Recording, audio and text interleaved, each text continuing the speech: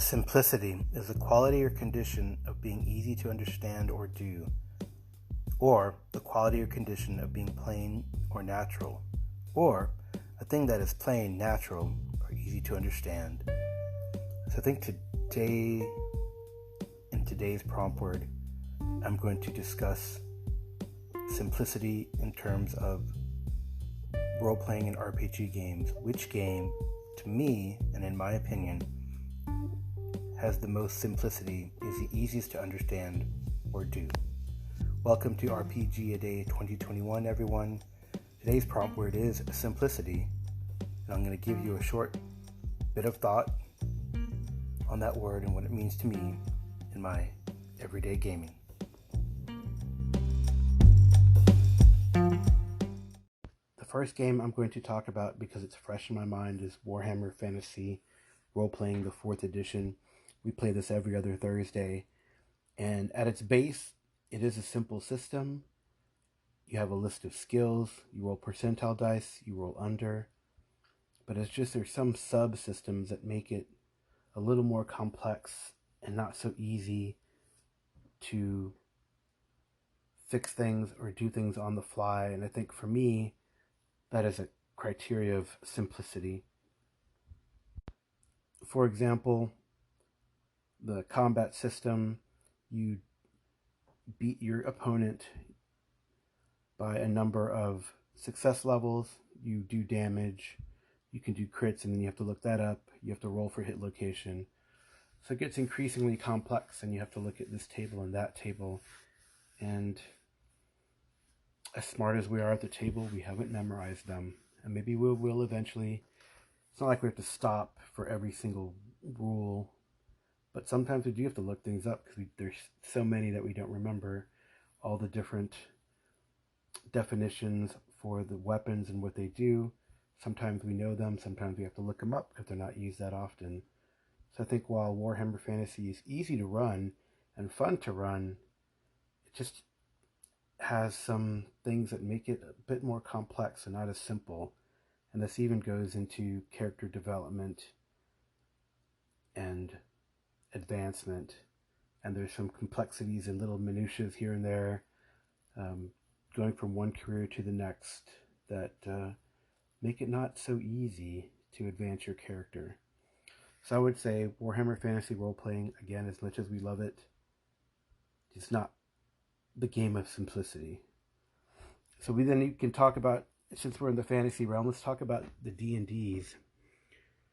Right, BX, again, it's a simple, you roll a d20, but see, it's not so simple with that descending armor class, and there's a formula that you get in there that you roll a d20, but you have to hit an armor class 0, then you calculate how far off that to hit armor class 0 you get.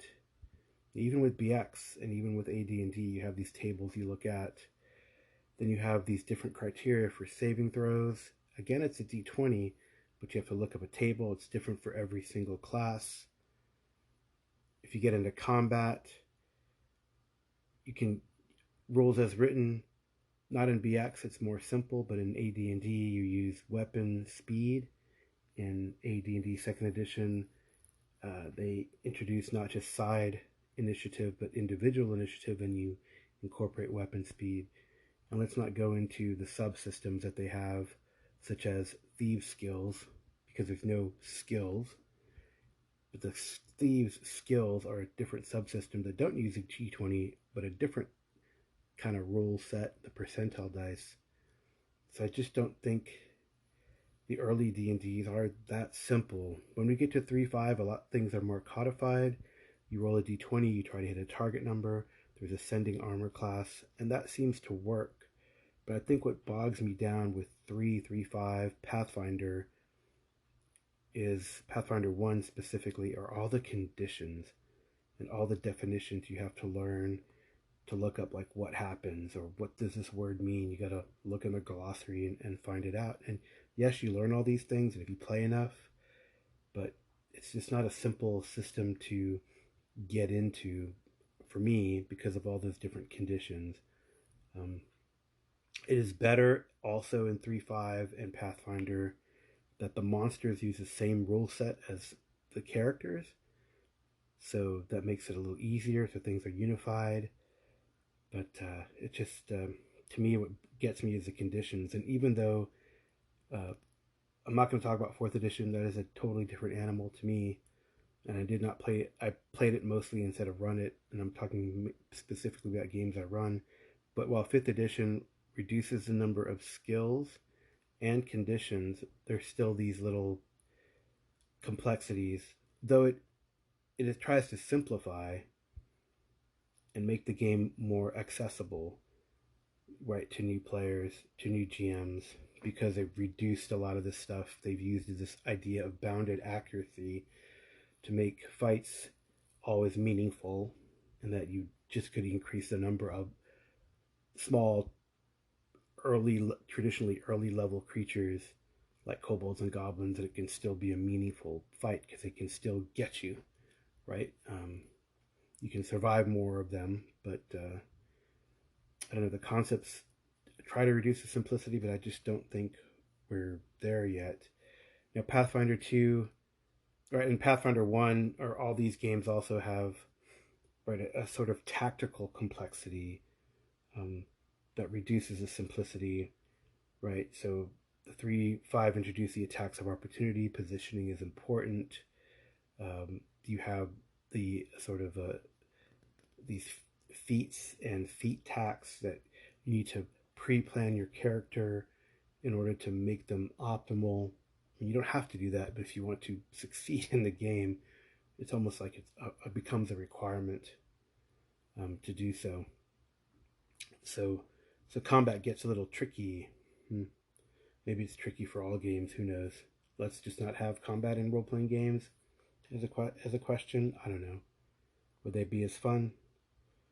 So Pathfinder 2 tries to improve the action economy by just having 3 actions, but then you have to memorize again a different set of conditions and which actions are fast and slow and take X amount of, of your 3 or not.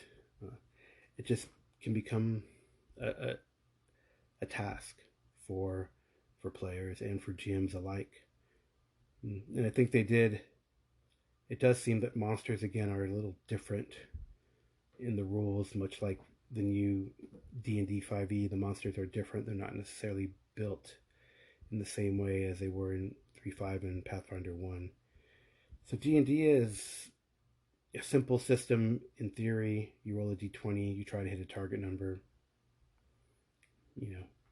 but it's not so much. And I throw Starfinder in that because it's kind of just a different type of Pathfinder 1.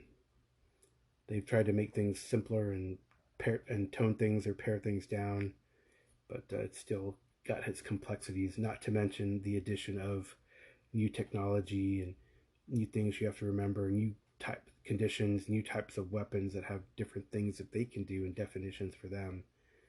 You see where I'm getting at.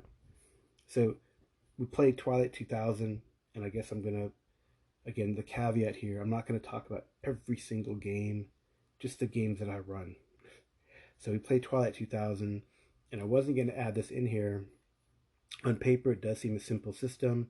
You have attribute, skill. You roll 2 of those dice. The dice they go from a D to A, with D being a D6, A being a D12. You need a 6. So pretty easy. But I think what makes, and even combat the only addition in combat is ammo dice. If you have a rate of fire for a certain weapon, you can add ammo dice and get more hits and more damage. Fights are pretty quick because most things have between 4 and 6 hit points. Most weapons do 2 or more hit points base, and then if you get a hit, that becomes 3 or more. So it's a pretty deadly game. I just kind of in my head figured like 2 bullets from a small caliber weapon, 1 good hit from a larger caliber weapon, characters down, right? So it's a pretty fast and quick system.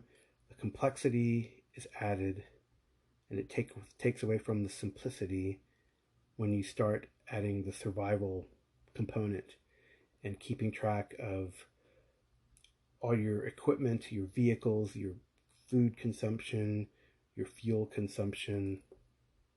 That becomes tricky. And I'm still learning it. It's a new game. Maybe it will become second nature and simple in time, but at its heart, it's pretty complex, although the system again tries to make things pretty easy.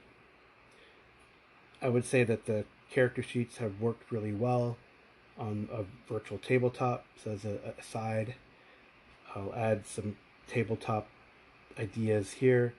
Um, they're pretty easy, and actually the tabletop in general can make things easy if you can find everything on your tabletop character sheet. I think sometimes the D&D ones have a lot of stuff to look at, and I've noticed new players having trouble finding where everything is at if they're not, or even people who have played a lot remembering where things are at. I don't know. So Twilight 2000 is a simple system. It's a modification of the Free League Mutant Year Zero system, which is dice pools, roll a 6 for success. But we're still learning the game. Maybe it will become a simple one over time. However, the survival rules are a little complex. What you do during shifts, what you can do during shifts, movement, fuel consumption, blah, blah, blah. So another game I play is Savage Worlds, and I felt that this was intuitive for new players. So in playing the Deadlands game, I using a Savage Worlds rule set and introducing it to a couple new players. And they seem to get it, and it is a pretty simple system, honestly. And what I like about it is that the system, the same terminology runs throughout the different things that can happen in the game. At its base, you have attributes and skills. Your skills also increase in a die increment, like I described in Twilight, D4 to D12. The better you are at it, the higher the dice you roll, and you need a 4 to succeed. The dice can ace, which means if you roll the highest number on that dice that you're rolling, and you only roll your skill dice, you don't combine the two. You roll that skill dice with the D6 as a wild dice. If those dice roll the highest number on their, on their denomination, they do something called ace, and you roll it again, and you try to keep acing. And while 4 is a target number, and 8 is a raise. And the new edition has made it just one raise, and that's all you need for the most part.